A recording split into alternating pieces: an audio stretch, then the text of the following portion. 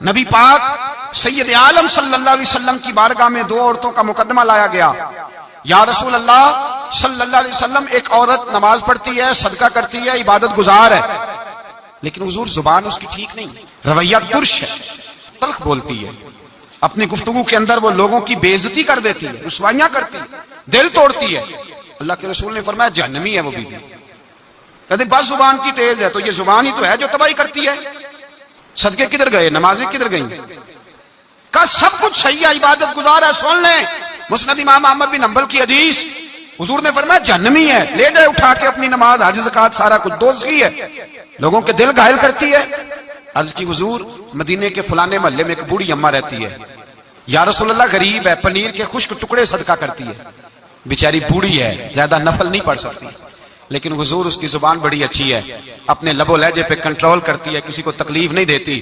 میرے رسول پاک نے فرمایا جا کے اسے خوشخبری دے دو کہ اللہ کے رسول فرماتے ہیں رب تجھے ضرور جنت عطا فرمائے گا. ایک شخص نے مجھے کہا کہ میں بیمار ہو گیا ہوں، فلاں آدمی مجھ سے ناراض ہے، میری صلح کرا دیں، زندگی کا پتہ نہیں. میں نے ان سے گزارش کی، میں نے کہا یار صلح کر لیں. وہ کہہ رہا ہے، کہنے لگے میں آپ کے کہنے پہ صلح کر لیتا ہوں، لیکن جو لفظ اس نے کہے تھے وہ مجھے بھولتے نہیں. اس نے میری والدہ کے بارے میں، میرے والد کے بارے میں، میرے بھائی کے بارے میں، میرے بارے میں، فلاں کے بارے میں، میرے خاندان کے بارے میں، وہ جملے میری آنکھوں کے سامنے، اس کو نہیں کہنے چاہیے.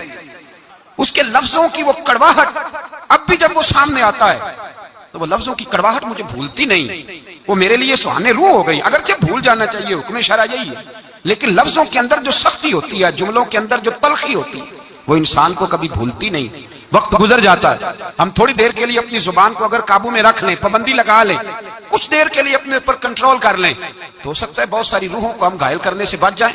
میرے بھائی اپنی زبان کو کنٹرول میں، اس لیے میرے نبی پاک علیہ الصلوۃ والسلام نے فرمایا پہلوان وہ نہیں ہوتا جو کھاڑے میں اترے تو سامنے والے کو گرا دے. پہلوان وہ ہوتا ہے جس کو جب غصہ چڑھے تو اپنے آپ پہ قابو پا لے، اپنے آپ کو کنٹرول کر لے، اپنے جذبات پہ قابو رکھے. میں مسند امام احمد بن حنبل کا حوالہ دینے لگا ہوں. اگر آپ کی زبان ٹھیک نہیں تو ضائع ہو جائے گا سارا کچھ.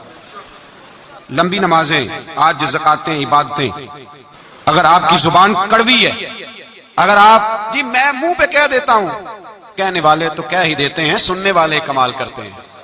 سننے والے کمال، میں نے سنائی ہے چار، وہ کمال کی بات کی ہے تو نے.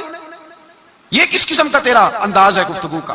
درجنوں لوگ کیس لے کے آتے ہیں شام کو علماء کے پاس، تو آپ کسی عالم سے جا کے پوچھیں کہ صاحب صبح کے 20 اور درجنوں کیس آئے تو کیا مسئلہ پوچھا لوگوں نے؟ تو مسئلہ یہی ہے کہ میں غصے میں طلاق دے بیٹھا ہوں. قابو ہی نہیں ہے. خاتون بات کرتی ہے تو اتنا سخت جملہ کہہ دیتی ہے، اور خامد کے پاس پہلے ہتھیار موجود ہے، وہ تو کہتے ہیں مجھے ماں بدولت کوئی چھیڑ دیا ہے، مجھے نواب صاحب کو ہی آپ نے کہہ دیا چلو طلاق طلاق طلاق، فارغ، چھٹی ہو گئی. میرے نبی پاک سید عالم